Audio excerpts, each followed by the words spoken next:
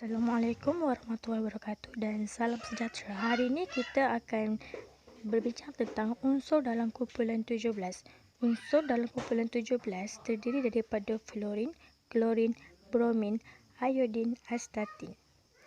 Unsur kumpulan 17 dikenali sebagai halogen dan wujud sebagai molekul dua atom iaitu mempunyai dua atom. Okey, Assalamualaikum warahmatullahi wabarakatuh. Saya akan menceritakan tentang perubahan sifat kimia yang berada dalam unsur 17. Okey, yang pertama, eksperimen ini perlulah dijalankan dan eksperimen ini dia diuji dengan menggunakan kertas litmus biru. Okey, mari kita lihat yang pertama. Ujian gas klorin bertemu dengan air dan mendapat keputusan klorin larut dengan cepat. Okey, dan yang kedua, ujian air bromin. Air bromin ini ialah sesuatu cecair yang bertemu dengan air. Keputusannya ialah air bromin larut dengan perlahan. Okey, dan yang terakhir, ujian hablur iodin.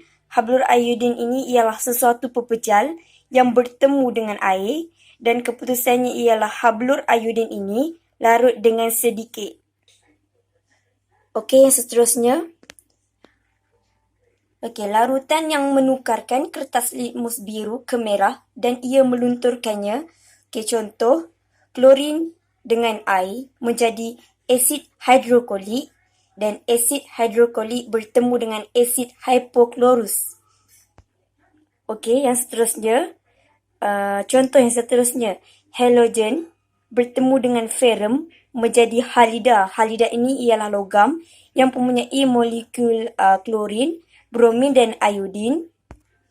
Okey, yang seterusnya, klorin bertemu dengan ferrum menjadi klorida dan yang terakhir bromin bertemu dengan ferrum menjadi bromida. Okey, itu sahaja yang saya boleh beritahu, iaitu perubahan sifat kimia yang berada dalam unsur 17. Sekian, terima kasih. Sifat kimia unsur kumpulan 17. Sifat kimia unsur kumpulan 17 mempunyai 7 elektron di dalam petala valens.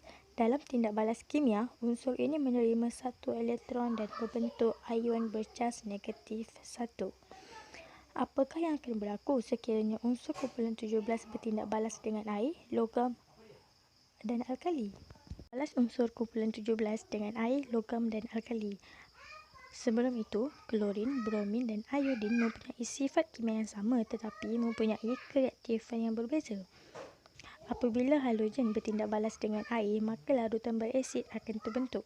Sebagai contoh, tindak balas klorin dengan air akan menghasilkan asid hidroklorik dan asid hipoklorus.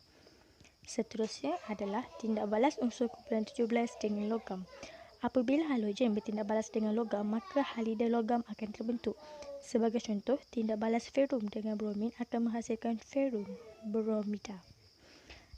Yang akhir sekali ialah tindak balas unsur kumpulan 17 dengan alkali. Apabila halogen bertindak balas dengan larutan beralkali, halida logam, halat logam dan air akan terbentuk.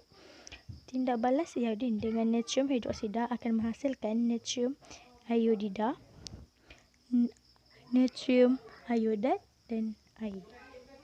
Ialah tentang perubahan kereaktifan unsur menuruni kumpulan 17. Pertambahan saiz atom akan menyebabkan petala valens semakin jauh daripada nukleus atom. Hal ini menyebabkan daya tarikan nukleus terhadap elektron menjadi lemah. Keadaan ini menyebabkan kesukaran dalam menarik elektron untuk memenuhi petala valens.